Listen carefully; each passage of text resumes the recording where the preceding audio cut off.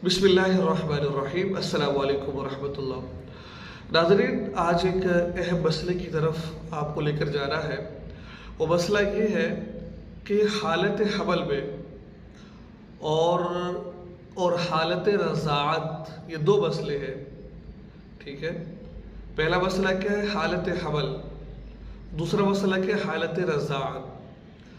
हमल का माना होता है जब बीवी हामला हो तो हम्ल करना कैसा है, और हालत रज़ाअत जब बच्चा दूध पी रहा हो उस वक़्त हम्ल करना इस्लाम में जायज़ है कि नाजायज़ है। ये दो अहम टॉपिक है जिस पर मैं आपके सामने गुफ्तगू करना चाहता हूँ।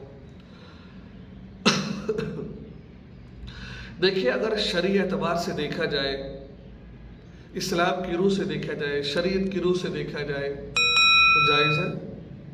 हालत हमल में बीवी के साथ हम्ल करना बिल्कुल जायज़ है, लेकिन शर्त इसमें यह है कि आपके हम्ल करने से बीवी को तकलीफ़ ना हो, बीवी को नुकसान ना हो, डॉक्टर ने किसी दीनी डॉक्टर ने मना ना किया हो।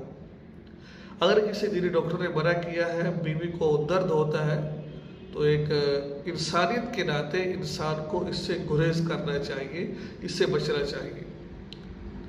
अगर शरई एतबार से देखें तो अगर ऐसा कुछ भी नहीं है तो फिर आप 2 महीने तक भी बीवी के साथ हम्ल कर सकते हैं।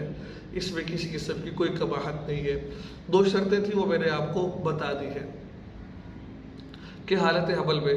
बल्कि एक जगह मैं पढ़ रहा था कि जब बीवी हालत हमल में हो उसके साथ हम्ल की जाए, अब किसी डॉक्टर ने मना नहीं किया, तकलीफ नहीं है, तो उससे बच्चा खूबसूरत पैदा होता है। खूबसूरत के एतबार, खूबसूरती कैसे होती है? बसारत के एतबार से वो ठीक होता है, समाअत के एतबार से ठीक होता है, आँखें इसकी बिल्कुल खूबसूरत होती है, कान खूबसूरत होते हैं, हर एतबार से वो खूबसूरत होता है।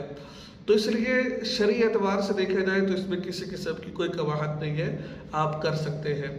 तो ये था। और दूसरे नंबर पर जो रज़ाअत है वो इंशाअल्लाह मैं अपनी अगली वीडियो में आपको बताऊंगा, क्योंकि वीडियो लंबी हो जाएगी, कि हालत रज़ाअत कि जब बीवी बच्चे को दूध पिला रही हो उस वक्त बीवी के साथ जिमा करना कैसा है।